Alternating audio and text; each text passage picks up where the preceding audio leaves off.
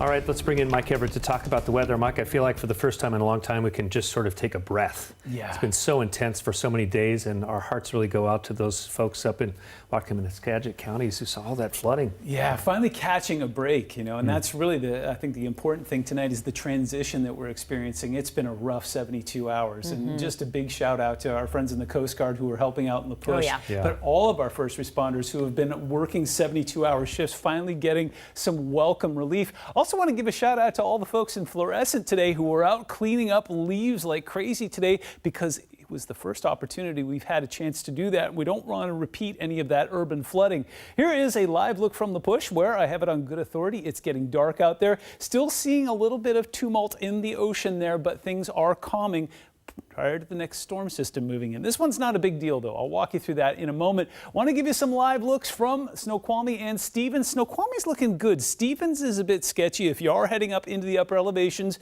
bring your A game as far as your chains and your all-wheel drive and your tires go, because it is slippery there. And finally, seeing snow levels doing what they're supposed to do. Now, a little bit of an anomaly there, 4,500 feet on Wednesday as the next system pushes in, but then dips back down to 2,000 and stays there through Saturday, and then another slight rise Sunday into Monday. But it's going to allow us to rebuild some snowpack because we lost a lot of it. Warm rain up to about 10,000 feet kind of wiped out some of the gains that we had made. We did really well last night, especially with some of that convergence zone snow. And what we're looking at as we move towards Thursday is another system that will again just put a few inches up there. But again, we could certainly use it. So here's what's happening in the big picture. First of all, I want to show you our frontal boundary moving away towards the east. Thank you very much. Bye-bye.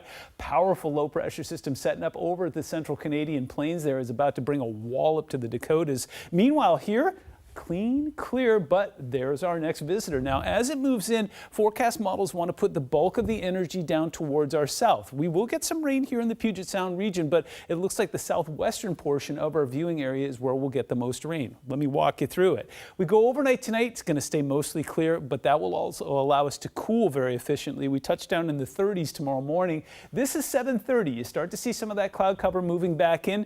It's short-lived clear skies, because by the time we get to lunchtime into the earlier afternoon, you start to see some of that cloud cover and possibly some drizzle moving in with it. Fast forwarding to Thursday. Not tomorrow, but Thursday at 2 p.m., that's when the showers start to move in. Now you're seeing some uniform green there. What that means is it's just light rain. The heavier stuff stays off the coast there. And then as the system moves through, look, most of the energy will stay towards our south. So Tacoma, Olympia, you're going to take one for the team here. But what I'm really excited about, well, yeah, I guess that's the right word, is the lack of rain that's going to be up towards the northern portion of our viewing area, especially up towards Skagit and Whatcom, where we don't need heavy rain. And it looks like we'll just get some light stuff there. Here's what we're tracking for your 7-day forecast. Cool start tomorrow. Bundle up. We're touching down in the low to mid 30s. Looks like it's going to be chilly on Thursday as well, but take a look at this. Saturday and Sunday, I'm expecting the sun to make a cameo return. All right.